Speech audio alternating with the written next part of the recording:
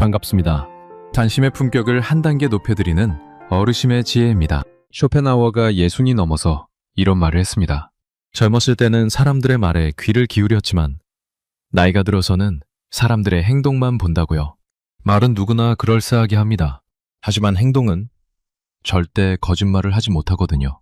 쇼펜하우어는 사람의 본성은 고슴도치와 같아서 너무 가까이 다가가면 서로의 가시에 찔려 피를 흘리게 된다고요. 그래서 적당한 거리, 적당한 온기가 필요하다고 했습니다. 그런데 우리는 그 적당한 거리를 몰라서, 아니, 알면서도 지키지 못해서 수십 년을 상처받아 왔던 겁니다. 오늘 이 영상에서는 여러분이 지금까지 한 번도 제대로 들어보지 못했던 이야기를 해드리겠습니다. 듣고 나시면 내가 왜 그동안 그렇게 힘들었는지, 왜 그 사람이 그렇게 변했는지 그 이유를 정확하게 아시게 될 겁니다. 끝까지 들으시면 여러분의 남은 인생이 확 달라집니다. 이야기 시작 전 구독과 좋아요 한번 꾹 눌러주시면 마음이 편안해지는 쇼펜하우어의 지혜를 가장 먼저 받아보실 수 있습니다. 첫 번째, 늙어서 가장 무서운 적은 지나친 친절이다. 거절을 못하는 사람이 있습니다. 누가 뭘 부탁하면 싫은데도 웃으면서 알겠다고 합니다. 속으로는 왜 나한테만 이러지 싶으면서도 입 밖으로는 그 말이 나오지 않아요. 그렇게 평생을 살다 보면 어느 순간 깨닫게 됩니다. 내가 좋은 사람이 된 게 아니라 만만한 사람이 된 거라는 것을요. 60대 중반 이순옥 씨는 동네 문화센터에서 서예 모임에 나가고 있었습니다. 모임에서 이순옥 씨는 항상 뒷정리를 도맡아 했어요. 먹통 씻고, 화선지 정리하고, 의자 제자리에 놓고. 처음에는 자발적으로 한 일이었습니다. 이왕 하는 거 내가 하면 되지 하는 마음이었어요. 그런데 언제부턴가 그게 당연한 일이 되어버렸습니다. 이순옥 씨가 정리를 하지 않으면 아무도 하지 않았어요.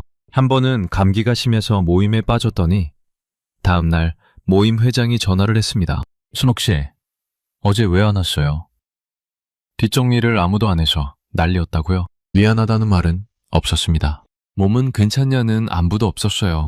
오직 정리를 안 해서 불편했다는 불만뿐이었습니다. 이순옥 씨는 전화를 끊고 한참을 멍하니 앉아 있었습니다. 내가 뭐 하는 건가 싶었어요. 20년 넘게 주변 사람들 편하라고 손발이 되어줬는데 정작 돌아오는 건 고마움이 아니라 당연함이라니.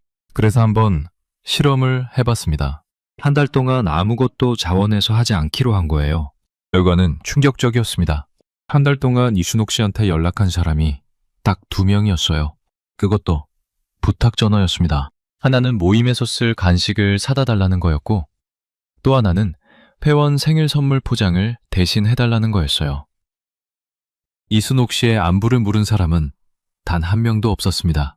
캐나다의 한 대학교 심리상담연구소에서 50대에서 70대 여성 400명을 대상으로 조사한 연구가 있습니다. 타인의 부탁을 거절하지 못하는 성향이 강한 여성일수록 만성 스트레스 수치가 높았고 면역 기능이 평균보다 30% 이상 떨어져 있었습니다. 연구팀은 이것을 착한 사람 증후군이라고 불렀습니다.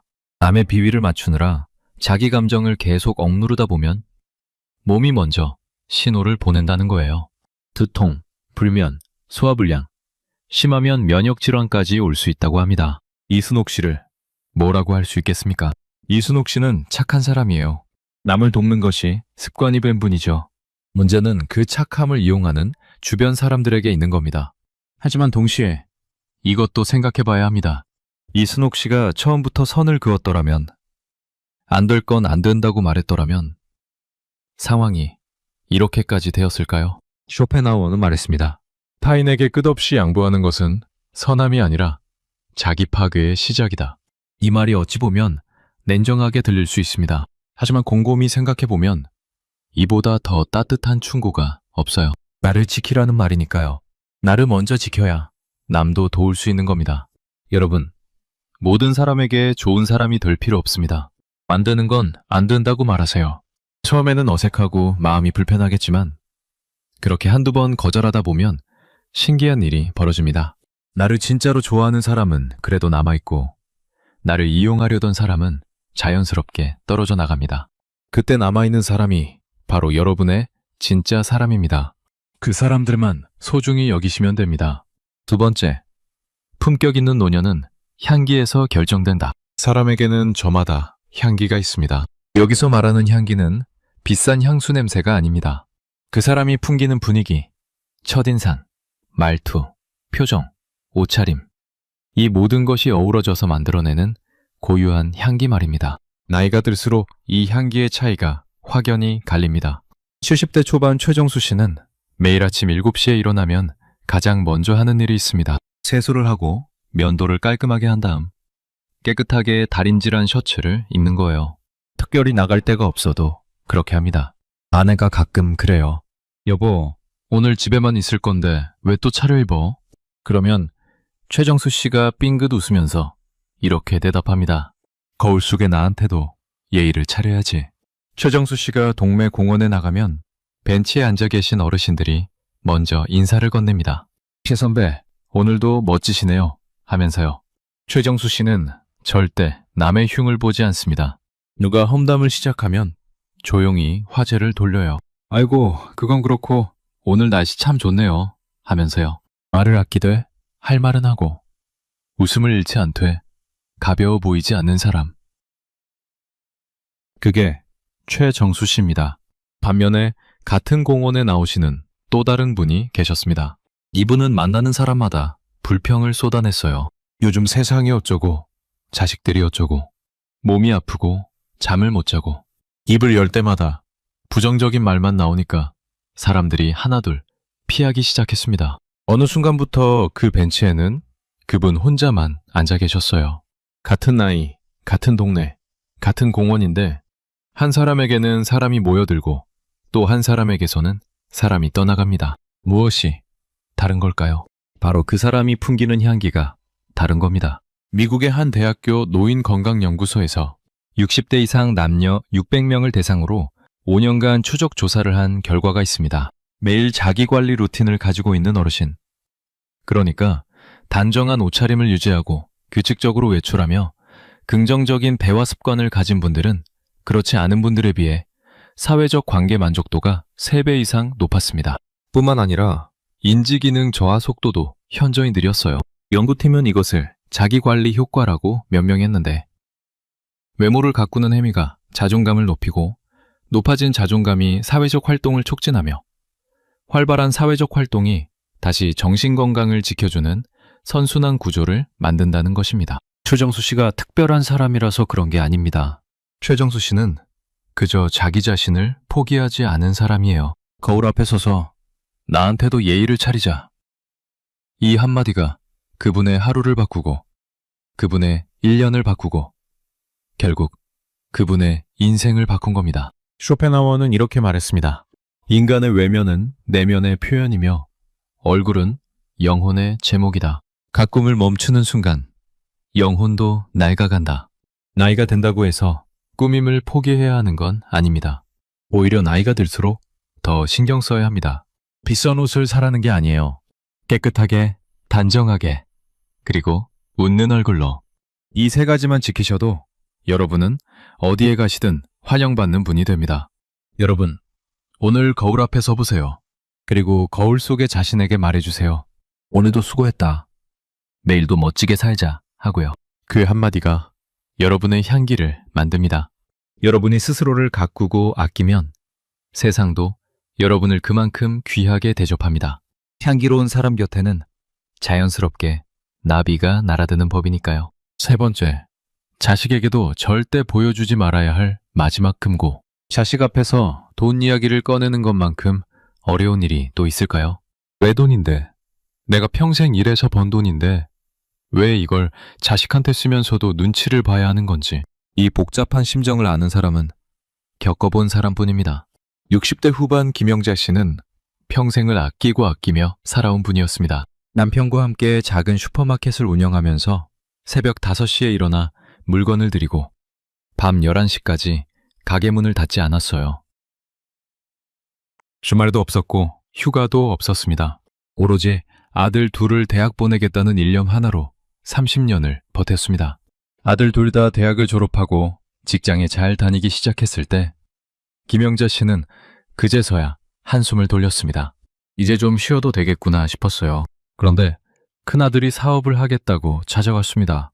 외식 프랜차이즈를 하면 대박이 날 거라면서 모아둔 노후 자금하고 적금 좀 보태달라고 했어요. 김영자 씨는 고민했습니다. 그 돈이면 남편이랑 풍족하지는 않아도 노후를 편하게 살 수 있는 돈이었거든요. 하지만 아들이 이렇게 말했습니다. 어머니, 사업 자리 잡으면 제가 모시고 살게요. 걱정 마세요. 며느리도 옆에서 고개를 끄덕였습니다. 어머니, 저희 믿으세요. 그 말 한마디에 김영자 씨는 적금 7천만 원과 노후 자금 1억 원 합쳐서 1억 7천만 원을 아들에게 건넸습니다. 처음 6개월은 괜찮았습니다. 아들 내외가 가끔 전화도 하고 용돈도 조금씩 보내왔어요.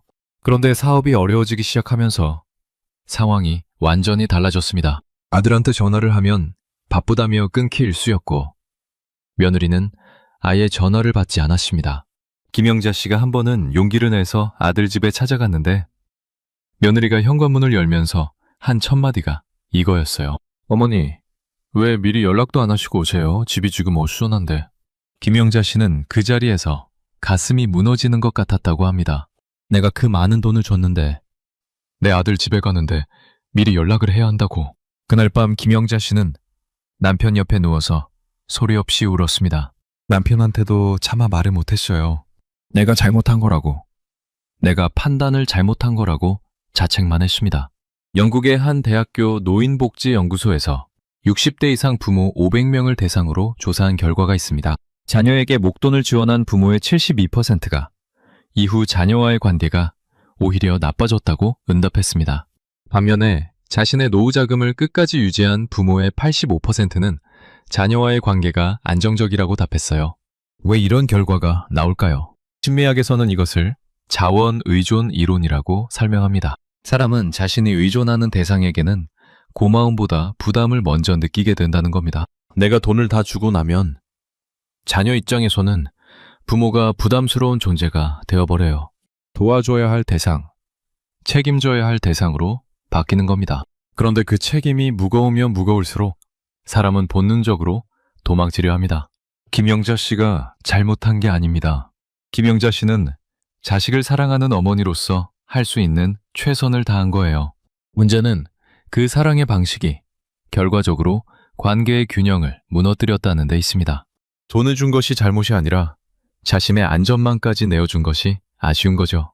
쇼펜하우어는 이런 말을 남겼습니다. 자신의 소유를 지키는 것은 인색함이 아니라 노년의 마지막 품격이다. 이 말이 가슴에 와닿으시죠? 내 것을 지키는 것은 이기심이 아닙니다. 오히려 자식에게 짐이 되지 않겠다는 가장 깊은 사랑의 표현입니다. 여러분, 자녀를 정말로 사랑하신다면 그들의 짐이 되지 않는 것이 최고의 사랑입니다. 매 주머니에 든 것을 꽉 쥐고 있으세요. 그래야 자녀도 편하고 여러분도 편합니다. 서로 편해야 얼굴도 자주 보게 되는 겁니다. 억지로 고마워하게 만드는 관계는 오래가지 못합니다. 하지만 서로 부담 없이 마주 앉아 밥 한 끼 먹을 수 있는 사이. 그게 진짜 가족입니다. 네 번째, 입은 닫고 지갑은 열어야 대접받는다는 착각. 모임에만 나가면 유독 계산대 앞에 서는 사람이 있습니다. 항상 내가 낼게, 오늘은 내가 쏠게 하면서 지갑을 엽니다. 처음에는 주변에서 고맙다고 합니다. 하지만 그게 2번, 3번 반복되면 고마움은 사라지고 당연함만 남게 되죠. 70대 초반 박정호 씨는 퇴직 전에 중견기업 임원을 지냈습니다. 은퇴 후에 동네 산악회에 가입했는데 처음부터 통이 크게 한턱 쏘았어요. 산행 끝나고 식당에 가면 항상 박정호 씨가 계산했습니다. 회원들이 처음에는 고마워했죠. 박 형님, 항상 감사합니다. 다음에는 저희가 낼게요 하면서요. 그런데 시간이 지나면서 분위기가 달라지기 시작했습니다. 어느 날 산행을 마치고 식당에 모여 앉았는데 회원 한 분이 대뜸 이렇게 말했어요. 오늘은 박 형님이 쏘는 거 맞지? 박정호 씨는 웃으면서 그래, 내가 되지 했지만 속으로는 좀 불편했습니다. 다음 주에는 또 다른 회원이 이러더랍니다. 형님, 오늘 저 생일인데 좀 좋은 데 가면 안 돼요? 그때부터 박정호 씨는 느끼기 시작했어요. 이 사람들이 나를 좋아하는 건지 내 지갑을 좋아하는 건지 헷갈리기 시작한 겁니다. 외전적인 사건은 산악회 단체 여행 때 터졌습니다. 숙소보와 식비를 회원들이 나눠내기로 했는데 몇몇이 슬그머니 박종우 씨를 쳐다보면서 형님이 좀 더 내시지 하는 눈치를 보냈어요. 박종우 씨가 이번에는 각자 내자고 했더니 분위기가 싸해졌습니다. 그리고 여행 다녀온 다음부터 회원들의 연락이 뚝 끊겼어요. 그런데 더 충격적이었던 건 나중에 우연히 들은 이야기였습니다. 산악회 단체 채팅방에 박종우 씨만 빠진 별도의 채팅방이 있었던 겁니다. 거기서 회원들이 박종우 씨에 대해 이런 말을 하고 있었어요. 박 씨는 돈으로 사람 사려고 하는 거 아냐. 은근히 잘난 척하는 것 같아 불편해. 평생 남을 위해 지갑을 열었던 박종우 씨 입장에서는 하늘이 무너지는 기분이었을 겁니다. 미국의 한 대학교 사회심리학과 연구팀이 60대 이상 시니어 모임 300개를 분석한 결과 흥미로운 사실이 발견되었습니다. 모임에서 일방적으로 경제적 부담을 지는 사람은 초기에는 인기가 높지만 1년이 지나면 오히려 모임 내 호감도가 가장 낮은 사람이 된다는 것이었습니다. 반면에 적절하게 도움을 요청하고 서로 번갈아가며 베푸는 관계의 구성원이 장기적으로 가장 높은 호감도를 유지했습니다. 심리학에서 말하는 벤저민 프랭클린 효과라는 것이 있습니다. 남에게 호의를 베푼 사람보다 남에게 작은 부탁을 한 사람이 오히려 더 좋은 관계를 만든다는 원리입니다. 왜냐하면 부탁을 들어준 쪽은 내가 이 사람을 도와줬으니 이 사람을 좋아하나 보다 하고 스스로 인식하게 되거든요. 관계라는 것은 일방통행이 아니라 쌍방통행이어야 오래가는 겁니다. 박종우 씨가 나쁜 사람입니까? 절대 아닙니다. 박종우 씨는 마음이 넓고 사람을 좋아하는 분이에요. 다만 그 따뜻한 마음을 표현하는 방식이 돈이라는 한 가지 수단에만 치우쳐 있었던 겁니다. 사람의 마음은 돈으로 살 수 없습니다. 오히려 돈이 관계에 끼어들면 순수했던 마음까지 오염되어 버리죠. 쇼펜하우어는 이런 말을 했습니다. 부를 과시하는 자는 부를 잃었을 때 자신까지 잃게 된다. 돈이 있을 때 모여드는 사람은 돈이 없어지면 바람처럼 사라집니다. 하지만 내 이야기를 진심으로 들어주고 내 어려움을 함께 걱정해주는 사람은 돈이 없어도 곁에 남습니다. 여러분, 이제는 지갑 대신 귀를 여세요. 모임에서 밥값을 내는 것보다 옆 사람의 이야기를 끝까지 들어주는 것이 100배는 더 값진 일입니다. 내가 줄 수 있는 가장 좋은 것은 돈이 아니라 관심이에요. 관심이 진심이 되고 진심이 우정이 됩니다. 그래야 나중에 내가 정말 힘들 때 전화 한 통 할 수 있는 사람이 남는 겁니다. 여기까지 4가지 이야기를 들으셨는데요. 혹시 가슴이 뜨끔하신 부분이 있으셨나요? 아니면 아 맞아 하시면서 고개를 끄덕이셨을 수도 있겠죠. 그런데 말입니다. 지금까지 들으신 이야기는 사실 전반전에 불과합니다. 후반전에 나오는 이야기들은 더 뼈를 때립니다. 특히 6번째와 7번째 이야기는 들으시면 아마 소름이 돋으실 겁니다.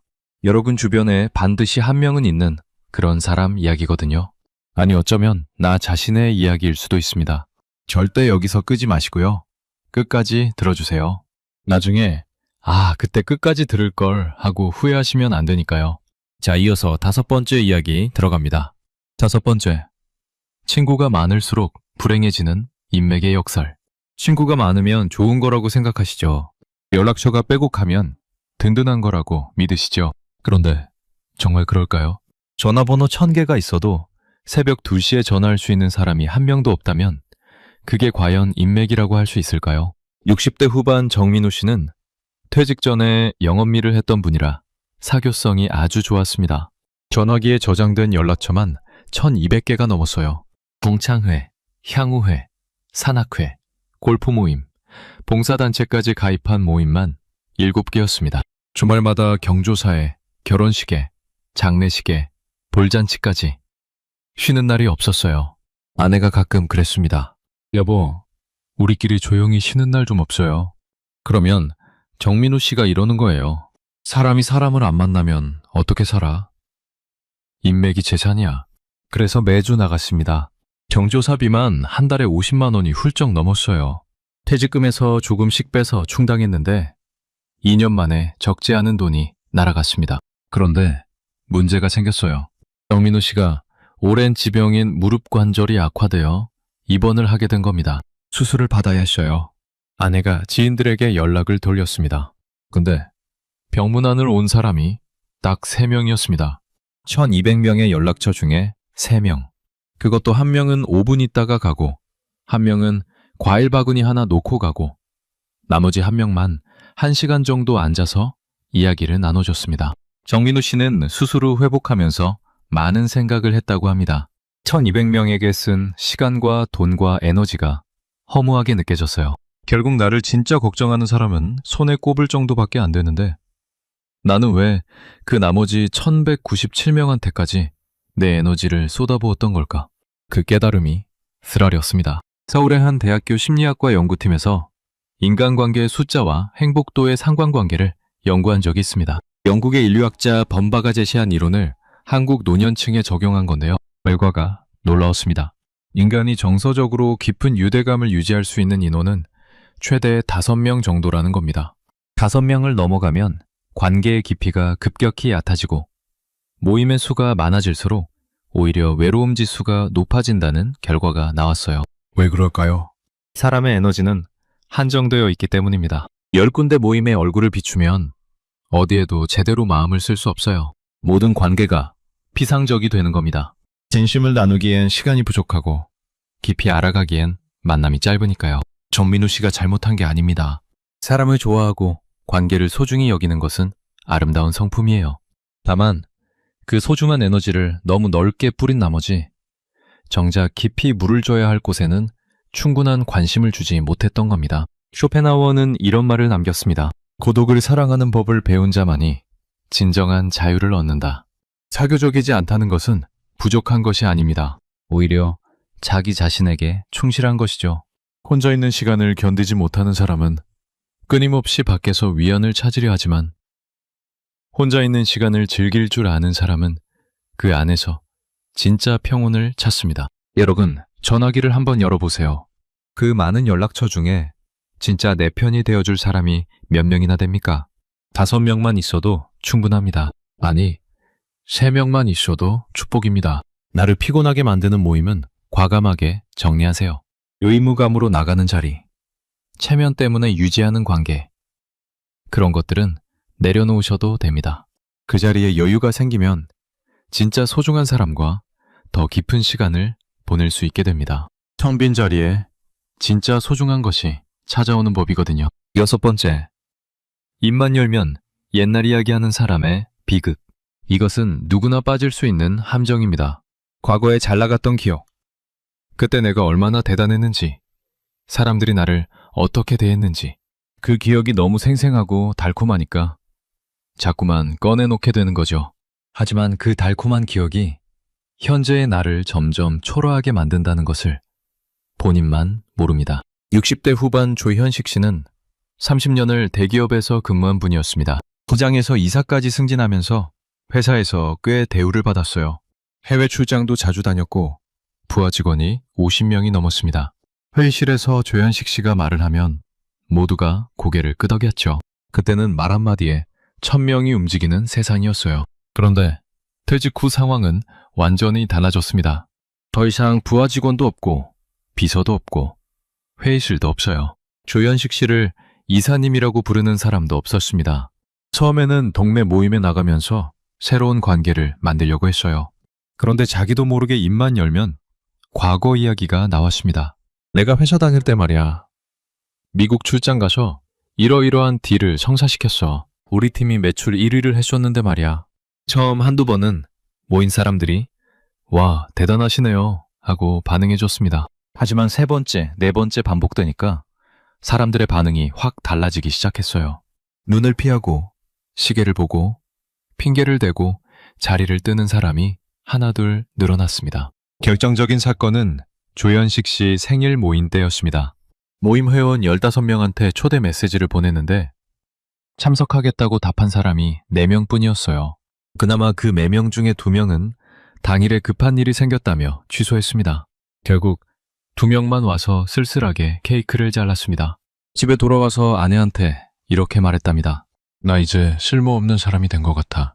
호주의 한 대학교 정신건강의학과 연구팀에서 퇴직 후 사회적 적응에 관한 연구를 진행한 적이 있습니다. 퇴직자 300명을 3년간 추적 조사했는데 과거 직함이나 업적에 대한 언급 빈도가 높은 사람일수록 새로운 사회적 관계 형성에 어려움을 겪었다는 결과가 나왔습니다. 연구팀은 이것을 과거 고착 증후군이라고 불렀는데 과거의 정체성에서 벗어나지 못하면 현재의 환경에 적응하는 능력이 떨어지고 이것이 사회적 고립으로 이어진다는 것입니다. 조현식 씨가 나쁜 사람입니까? 전혀 아닙니다. 조현식 씨는 자신의 30년 인생이 자랑스러운 거예요. 그 시절이 그리운 거고 그때의 자기가 보고 싶은 겁니다. 누가 그걸 탓할 수 있겠어요? 문제는 과거의 나에게 발목이 잡혀서 현재의 나를 살지 못하고 있다는 것이죠. 쇼펜하우어는 이렇게 말했습니다. 과거에 집착하는 자는 현재를 잃고 현재를 잃은 자는 미래도 잃는다. 지나간 영광은 서랍 속에 넣어두세요. 그 서랍을 가끔 열어보는 건 괜찮습니다. 하지만 그 서랍에서 살면 안 됩니다. 여러분, 오늘 만나는 사람에게 과거 이야기 대신 이렇게 말해보세요. 요즘 뭐 재미있는 거 없어요? 나는 요새 이런 거 해보고 있는데 이 한마디가 여러분의 인생을 확 바꿔놓을 수 있습니다. 과거가 아닌 현재를 사는 사람. 그 사람 곁에 새로운 인연이 모여듭니다. 여러분의 가장 빛나는 순간은 과거에 있는 게 아닙니다. 바로 지금 여기에 있습니다. 7번째, 가족이라는 이름으로 저지르는 감정의 월권. 가족이니까 뭐든 해도 된다고 생각하는 분들이 있습니다. 내 자식인데 뭘 못하겠어. 다 잘되라고 하는 소린데 뭐가 문제야. 이런 마음은 이해합니다. 하지만 그 사랑이 상대방에게는 압박으로 때로는 고통으로 느껴질 수 있다는 것을 아셔야 합니다. 60대 중반 한정숙 씨는 딸을 끔찍이 사랑하는 어머니였습니다. 딸이 결혼하고 아이를 낳자 한정숙 씨는 거의 매일 딸 집에 갔어요. 손주를 봐준다는 명목이었지만 실제로는 딸의 살림살이 전반에 관여했습니다. 냉장고를 열어보고는 이게 뭐야? 반찬이 이것밖에 없어. 하고 아이 옷을 보고는 왜 이렇게 얇게 입혀? 감기 걸리면 어쩌려고 했어요.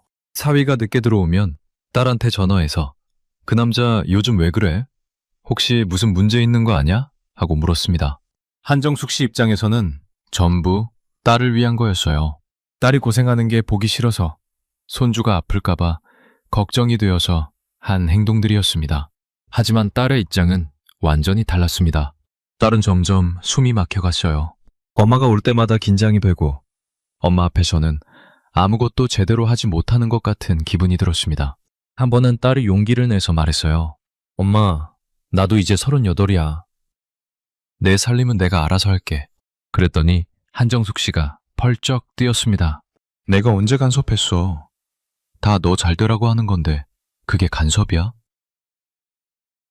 딸은 더 이상 말을 하지 못했어요. 어머니의 그 반응 자체가 이미 대화의 문을 닫아버렸으니까요. 상황은 점점 악화되었습니다. 사위까지 불만을 품기 시작했어요. 어머니가 자꾸 오시면 저희도 부부 생활이 힘들어요. 라고 딸을 통해 전했는데 한정숙 씨는 이 말을 완전히 다르게 받아들였습니다. 사위가 나를 싫어하는구나. 딸이 사위 편을 드는구나. 서운함이 분노로 바뀌었고 한정숙 씨는 딸한테 전화를 걸어 울면서 이렇게 말했습니다. 나는 너한테 평생을 바쳤는데 너는 나한테 이럴 수가 있어? 결국 딸은 한정숙 씨와의 연락을 끊었습니다. 3개월 동안 전화도 문자도 만남도 없었어요. 한정숙 씨는 매일 손주 사진을 들여다보면서 울었습니다. 내가 뭘 잘못했는지 모르겠어, 나는. 그냥 딸이 좋아서 그런 건데.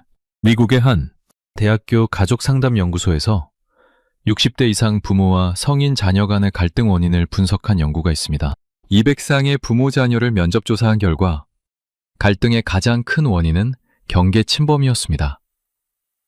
부모가 성인 자녀의 가정사, 육아, 부부관계에 과도하게 개입할 때 자녀의 스트레스가 급격히 상승하고 부모에 대한 회피 행동이 나타난다는 것이었어요. 연구팀은 이것을 사랑의 과잉 간섭 효과라고 명명했습니다. 부모의 개입 의도가 아무리 선하더라도 성인 자녀에게는 자율성의 침해로 느껴진다는 겁니다. 한정숙 씨를 나무랄 수 없습니다.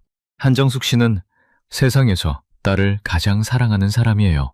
그 사랑이 너무 커서 방식을 잘못 고른 것뿐입니다. 사랑도 방식이 틀리면 상대에게 상처가 됩니다. 내 마음이 아무리 진심이어도 그 진심이 상대방의 울타리를 넘어가는 순간 그건 사랑이 아니라 침범이 되어버리거든요. 쇼펜하우어는 말했습니다. 진정한 사랑은 상대를 소유하는 것이 아니라 상대가 자유롭게 성장하도록 놓아주는 것이다. 이 말이 참 어렵죠? 놓아주는 게 사랑이라니.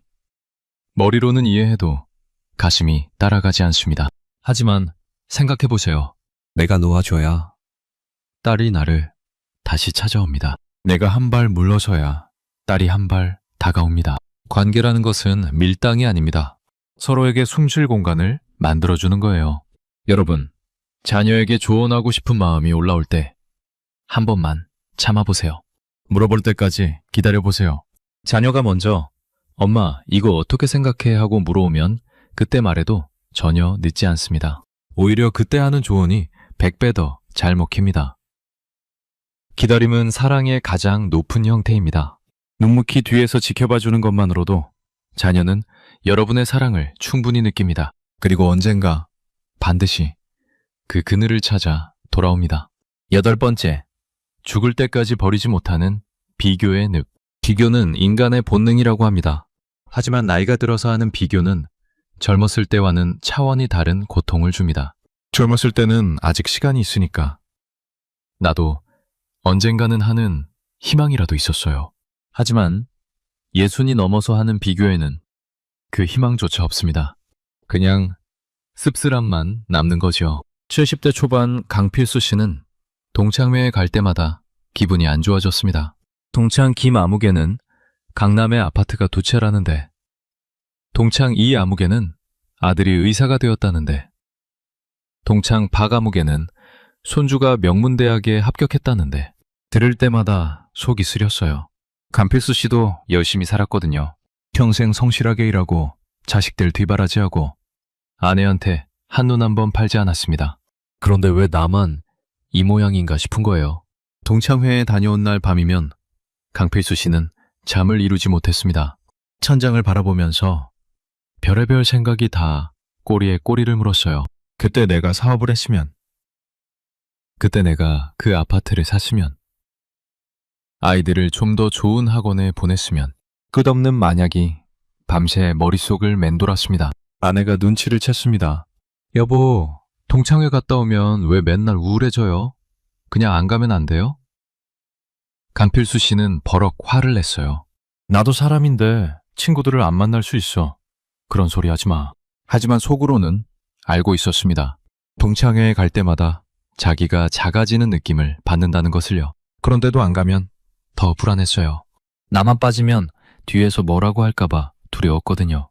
외전적인 순간은 동창회 단체 여행 때 찾아왔습니다. 저녁 식사 자리에서 한 동창이 대뜸 이렇게 말했어요.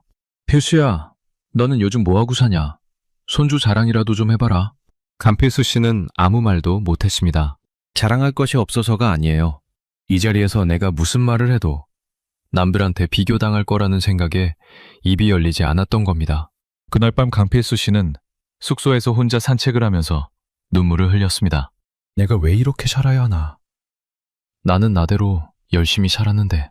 영국의 한 대학교 행동과학연구소에서 60대 이상 남녀 500명을 대상으로 비교 심리와 건강의 상관관계를 연구한 적이 있습니다. 결과는 충격적이었어요.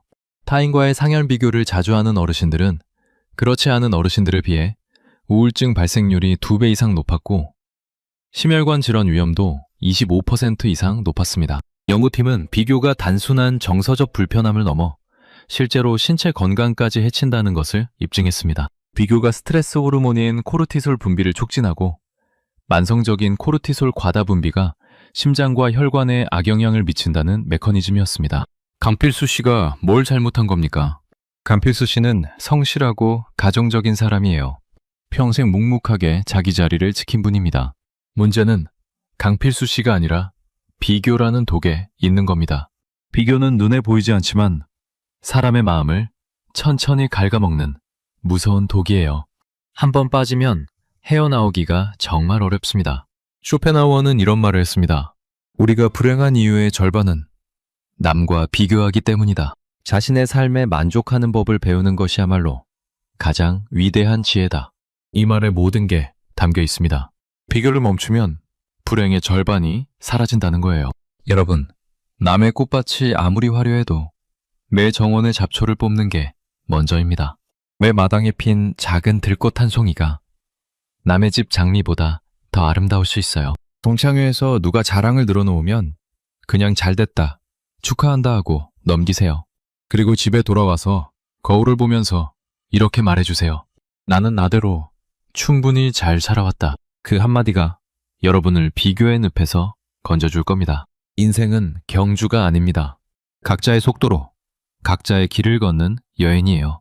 여러분의 여행은 여러분만의 것입니다. 그리고 그 여행은 충분히 아름답습니다. 여러분, 여기까지 8가지 이야기를 함께 나눴습니다.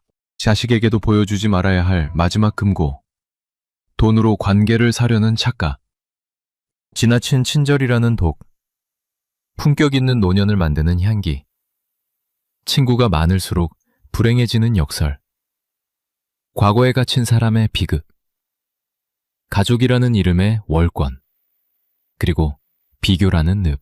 이 8가지는 전부 우리가 인생을 살면서 한 번쯤은 겪어본 일들입니다. 아니, 지금 이 순간에도 겪고 계신 분이 분명히 있을 겁니다. 그래서 오늘 이 이야기가 더 아프게 와닿으실 수 있어요. 쇼펜하우어는 말년에 이런 글을 남겼습니다. 인생의 후반전은 전반전과 다른 규칙으로 살아야 한다. 젊었을 때는 얻는 것이 행복이었다면 나이 들어서는 버리는 것이 행복이다. 맞는 말입니다. 우리는 이미 충분히 얻었어요. 이제는 버릴 차례입니다. 불필요한 관계, 억지로 유지하는 체면, 끝없는 비교, 과거에 대한 집착.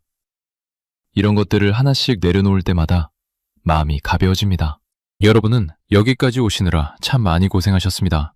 누가 뭐래도 여러분은 최선을 다해 살아오신 겁니다. 이제는 자기 자신한테 좀 잘해주세요. 남 눈치 보지 마시고 하고 싶은 거 하시고 먹고 싶은 거 드시고 만나고 싶은 사람만 만나세요. 오늘 이 영상이 여러분의 마음 한구석에 작은 위로가 되었기를 진심으로 바랍니다. 다음에도 여러분의 마음을 어루만져 드릴 깊은 이야기로 찾아뵙겠습니다.